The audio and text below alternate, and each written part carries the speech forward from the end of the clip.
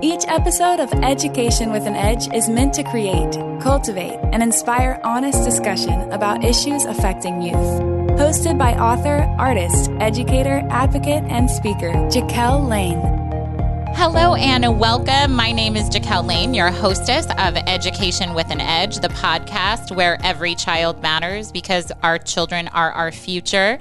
We are here with Jose Zappata from BoysTown, and Jose is going to be sharing with us the importance of his common sense parenting classes and how it can help at-risk youth and parents implement certain strategies within their homes. So welcome, Jose. Thank you, Jaquel. Yes, again, my name is Jose Zappata, parent trainer for BoysTown out of the South Omaha office, and I'm glad to be here, and thank you for this opportunity to share our message and promote our classes. Absolutely. You know, Jose, I'm a huge fan of BoysTown and what you're doing to serve our community and also our youth, so thank you for being here.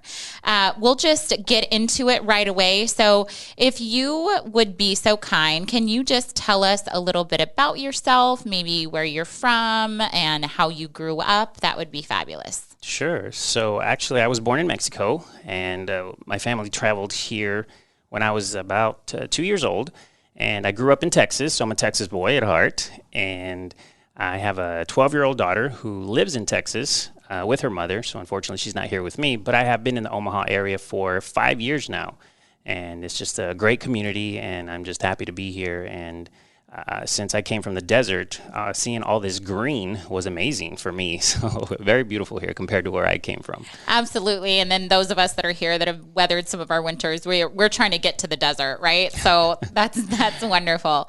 Can you tell us a little bit about your career path and what led you to BoysTown? Sure. So growing up, I don't know if I'm sure I was asked, but I don't actually remember being asked, like, what do you want to be when you grow up? And that's just kind of a common question that we ask kids. And I don't remember being asked. Maybe they did, but I never had the answer, to be honest with you. I never knew what I wanted to be. I know kids, like, they'll say, I want to be a teacher, I want to be a doctor, and all those things. And I just never did. I just had no idea. So I thought once I graduated high school, I still didn't really know. And so I ended up taking 2 years of college at a community college and earned my associate's degree. And I thought, okay, after that, I should know. Nope. I graduated, had no idea, and I just went into the workforce and decided, like, okay, let me just try things out and figure it out along the way. And it kind of led me to, I did several different jobs in different industries, and it led me to substitute teaching. And I always had a heart for helping people. So it was kind of a nice connection to be around kids. And then that's when I noticed, like, wow, this is where I'm supposed to be. Like, I made that connection. Like, I love helping people, but my heart is really there for kids. Like, I really want to help kids. So through substitute teaching, I started school again and graduated to become a teacher. And I was a teacher for 4.5 years total. And I ended up getting burnt out after the first couple years because teaching is tough. You know, as a fellow educator, you know, it's tough. So I had to take a year off, and I decided, okay, no, I want to go back. I want to work with kids again. The first time I taught, I was teaching second and third grade bilingual classes. And then when I went back, I was like, well, let me try something different. Let me teach Spanish in high school, which is great. I taught that for a couple years. But again, I got burnt out, and I was just like, okay, I need to do something different. So I knew I wanted to work with kids, but where I lived at the time, there wasn't a lot of opportunity for working with kids if you weren't volunteering or teaching. Well, I already tried the teaching thing, and volunteering, it doesn't pay very well, and I like to eat. So that's what led me here to BoysTown. I knew people here, and they kind of talked it up and talked about what BoysTown is, and I had no idea. You know, living in Texas, I didn't even know that there was a BoysTown site in San Antonio at the time before I moved over here, so I might have moved there instead of all the way over here. But things happen the way they happen, and I'm here now, and I came to work for BoysTown, so I've worked for the 5 years I've been in Omaha for BoysTown this whole time. And I started off as an assistant family teacher. In that position, I work with the kids that are living on campus. So these kids are working towards being unified with their families again. So I would work with them and help them be successful in school and, their social skills, and hopefully get them back home. And then after that, I transitioned into the in-home family program that BoysTown offers, where we have trained consultants go to people's homes and try to help these kids who have already gotten into some kind of trouble, possibly, most likely on probation, and we're trying to keep them in the home because they're on the brink of being separated from their families and taken to BoysTown or something similar to that. And a lot of people think of BoysTown, oh, they take your kids away. Well, that's not true. We really want kids to be with their families. We totally understand that kids need to be together, families need to be together, and that's the best place for them. So we actually work towards helping them stay together, stay unified. And then I moved to another in-home position where I started working with non-system families, which was a little bit further back in the prevention process. So these families were coming to us, asking us for help. Hey, my child is doing this. What can I do? I don't want him to get in trouble. So this was parents being upfront and saying, hey, I need help. And we would help them with whatever behaviors might be happening in the home. And doing that has led me to this position, which I started last March, right as the pandemic hit. I started teaching common sense parenting classes now as a parent trainer. And that's been a whirlwind and an adjustment for everyone since this whole thing began. And that's what brought me here today. What I so very much appreciate about BoysTown and about what you're doing, Jose, is that it's very proactive, because oftentimes I think that parents or even the community at large sees it as, we're reacting to something. And so I love all of the skills and the strategies that you set up through this program that really do allow the children to stay in the home, as you said, because that is the best place for them. They need to be with their families. They need to thrive within their communities. And so thank you so very much for touching on that. Rahina Costello was on our podcast, and so is Melissa Steffies. I'm a big fan of all of our BoysTown friends, and so very obviously grateful to have you here. But she mentioned when she was on this show that BoysTown has partnered with other agencies within the Omaha community, including the Kroc Center, and I'm a huge fan of the Kroc Center. They do so many great things for teachers within the Omaha Metro in terms of training and things like that. Are you teaching common sense parenting at the Kroc Center? Actually, at the moment, we are not. Obviously, due to the pandemic, that's changed our world. And just due to social distancing and keeping everyone safe, we are not currently teaching classes in person at all. Hopefully soon we can get to that point again, because common sense parenting, that's how it started. We are in a classroom setting, learning together and teaching the classes. So at the moment, we're not. But they've been very great. The Kroc Center is letting us in and partnering with us, and they've been great about finding possible participants for our classes. So they'll send us referrals to help us fill our classes, but at the moment we are not teaching anything there, but again, hopefully soon. And so we have partnered with other agencies, community in the community that also work with families. And same thing, same process, that we ask them for referrals and they help us fill our classes. But what I've also done is I've invited professionals in those same agencies, nonprofit organizations that are helping families. I invite them to take the class with me. That way they can get a better sense of like what's in the class, what do they get out of it. And honestly, after taking the class, it makes them a better advocate for the class, because now they know exactly what their parents are going to learn in the class and what the experience is like.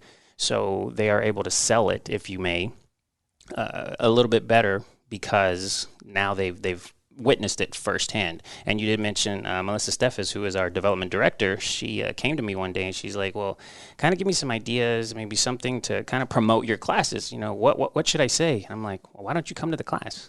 Take the class. And then you'll have everything you'll need to talk about the class. And again, it made her a better advocate having taken the class. And it's been very helpful to kind of promote the classes because they have that firsthand knowledge. Absolutely. And I can imagine just being a parent. I'm not a parent, but I'm envisioning some of my students' parents, and there are a lot of issues. I oftentimes say that the same behaviors that we see in the classroom are oftentimes exhibited at home. It's not like they save it for us. Sometimes it feels like they do, right? But I just cannot imagine how helpful this would have been even to my parents when I was growing up, because there wasn't anything like this. And I feel like as adolescents, you kind of hit a certain age and the kiddos don't feel comfortable talking with their parents about everything. And so to have someone like you that bridges that gap is so very impactful. So what you're doing definitely should be applauded. So let's speak a little bit about common sense parenting classes and how this can support the community at large. Well, like I said, I began this position last March, and we just kind of had to adjust and just figure it out, because our bread and butter, our class is as a classroom setting in person, and now all of a sudden that's not an option at all. So we here in Omaha, and I had the privilege of teaching with a colleague the first virtual common sense parenting class in BoysTown's history. So we were the guinea pigs, and believe me, it was not pretty the first time, but we've gotten better. And the reason we did that is because we witnessed that there was a need, such a strong need, especially with the current the situation at the time with the pandemic, that families just really needed services. They really needed help. So they were crying out for this help, and we just had to okay, what do we do? How do we do this? And thankfully, we were able to offer these classes virtually. So what parents are going to come to class and learn are just, we're just going to build upon what they already have. Everyone has their own experiences, their own skills that they already possess. So I'm not trying to take any of that away from them. Our parenting classes are not to take anything that you already have. We bring that to the table, and let's see what we got. Let's see what we're working with, and let's adjust it maybe. Let's do a little tweaking here and there to make better communication with your kids. Maybe working on patience, because that's something that actually half of the participants in one of my classes last week mentioned. What I really want to learn in class is having patience with my kids. And that's great that the parents are aware of that and noticing that, okay, maybe I need to do a little bit of change so I can affect change with my kids. And that's what it's all about, is just affecting a positive change in your home with your kids, and learning better communication, learning how to deal with your own frustrations so you don't maybe escalate the situation with your kids, but also learning to recognize behaviors and learning how to deal with those behaviors when our kids are displaying them. I think that it's excellent that BoysTown was able to be a trailblazer, in so many facets, and that you were offering the virtual parenting classes and things like that, because the added stress of the pandemic and of COVID-19 certainly did, we know this, we've seen it in the educational field, certainly did add an element of stress in and of itself, and to already maybe additional issues. And maybe, there was loss of job and loss of economic security and things like that. So the fact that you were able to be a trailblazer and offer those virtual classes for parents at a very difficult time in our nation's history is phenomenal. With the pandemic, many parents are struggling with kids' behaviors. How can these classes help them?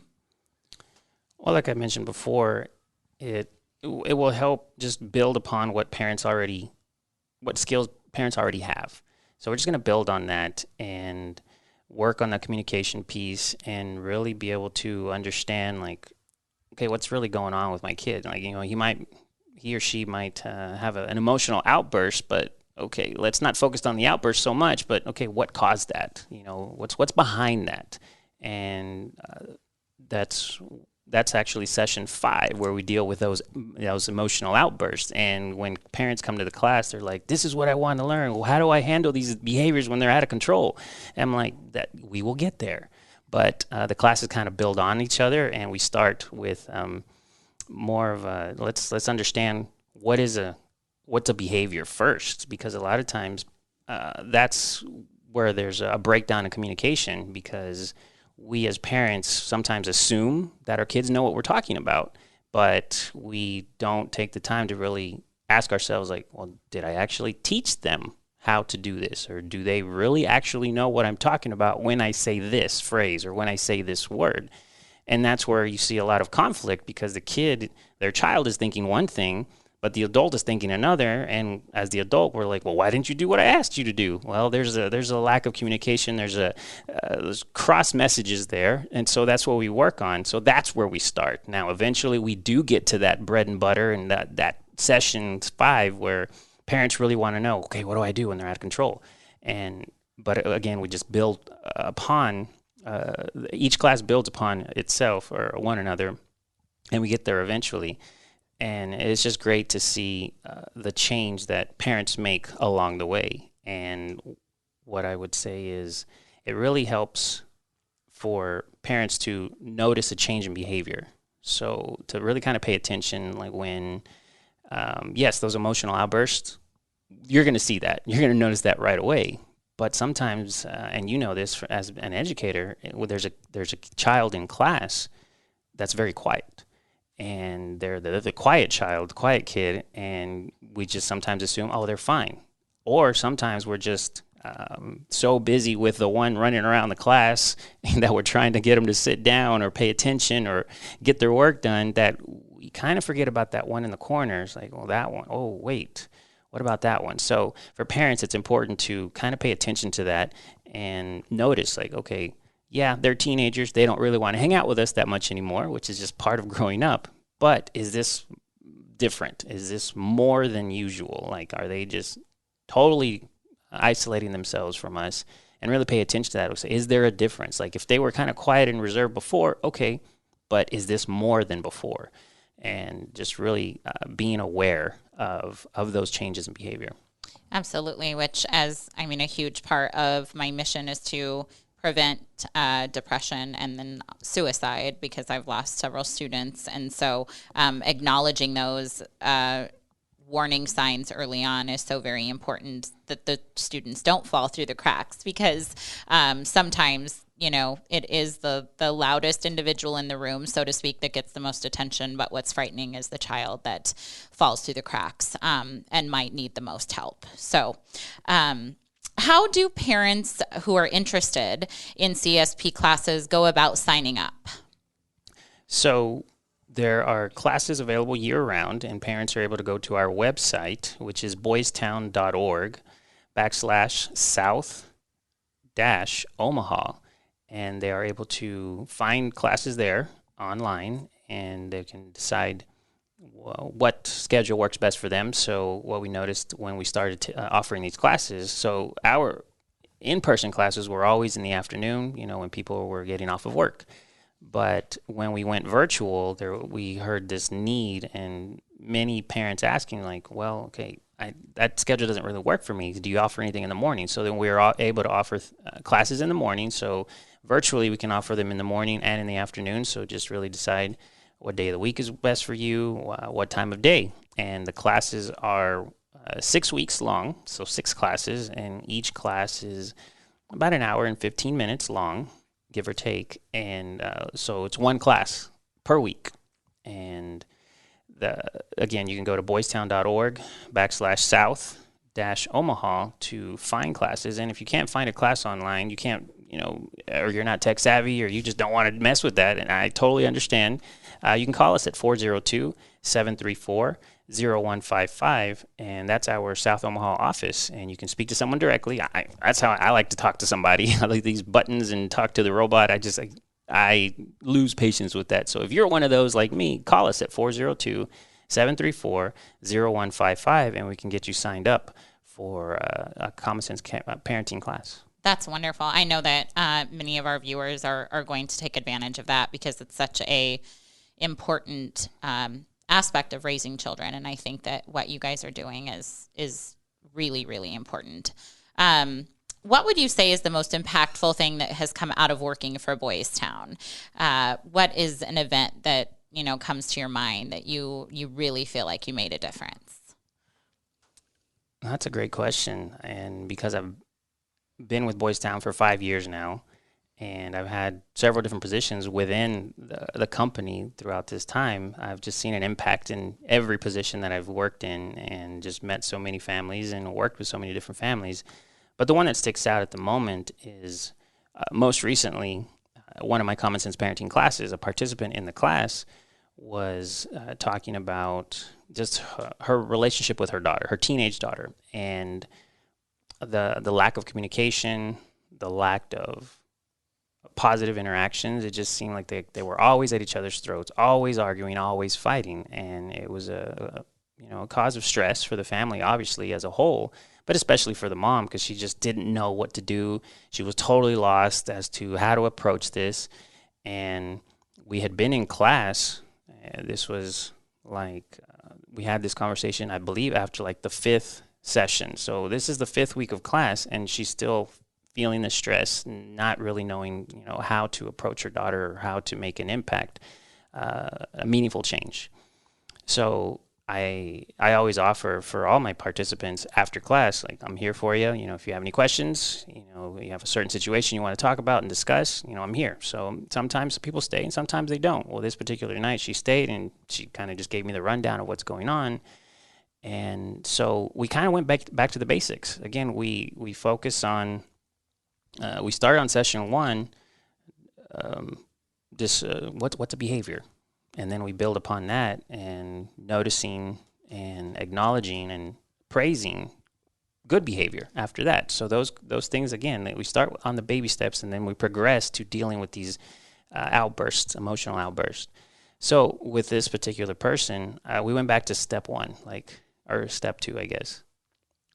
How many positive interactions are you actually having with her on a daily basis? And they were few and far between when having this discussion with her. So we made that her focus. Like, okay, we're not going to worry about her misbehavior. We're not going to worry about those emotional outbursts because there's a disconnect between you and your daughter, and there's not a good relationship, obviously. So let's start working on the positive. So what positive things can you praise? So let's try to do that 2-3 times a day. And a lot of times, we have to think of as parents, like, how much are we acknowledging the good things that our kids are doing? Because it's very easy for us to focus on the negative things that they do, and we're right there on them when you see those negative behaviors. So I told her, look, you focus on positive, okay? Anything positive that you see her do, she's got matching socks, cool, praise that, And so she started to do that and implemented what I had told her. And by the end of the class, she told me, by the end of the completion of the program, she told me, I got a story to tell you. I'm like, okay, cool. And we stayed after class again. And she told me that for the first time in months, her daughter came up to her and gave her a hug, which hadn't happened in a very, very long time. And it was just spur of the moment, just out of nowhere, really, just gave her mom a hug. And it's just stories like that. It keeps me going and just really tells me that what we're doing is making an impact in the community. 100%, and making an impact in families' lives. I mean, that might seem like a small act, but that's not. You're keeping families together and preserving that unit. So how can people support you and the work that BoysTown is continuing to do to help families in our community?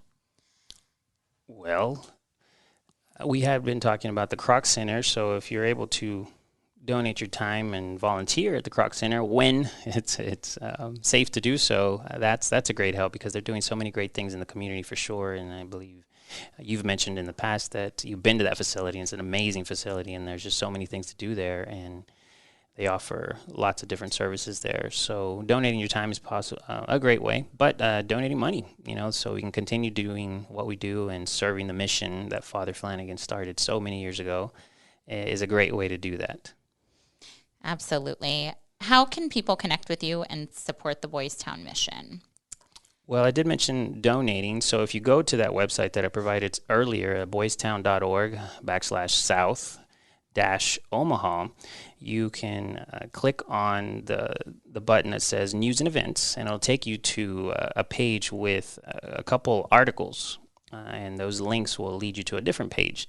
So those articles are actually pretty good, and a little selfless promo.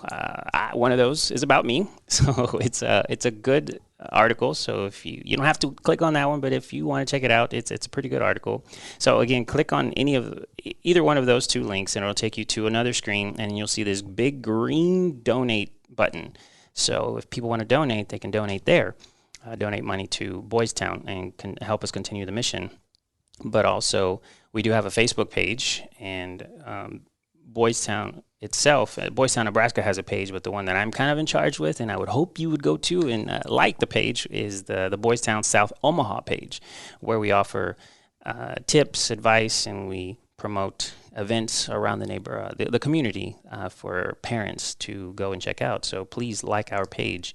And when you're in the area in South Omaha, our office is at 4612 South 25th Street, right across the street from that Wells Fargo and across the street from the fire department. So we're in that little shopping center, and right now it's unfortunately not open because of the pandemic. So we can't welcome people like we would really like to. But in the future, when you're around, and just come say hi and see what we have to offer. There's many services for our families in the community. And again, you can just give us a call now at 402-734-0155 to get connected with us.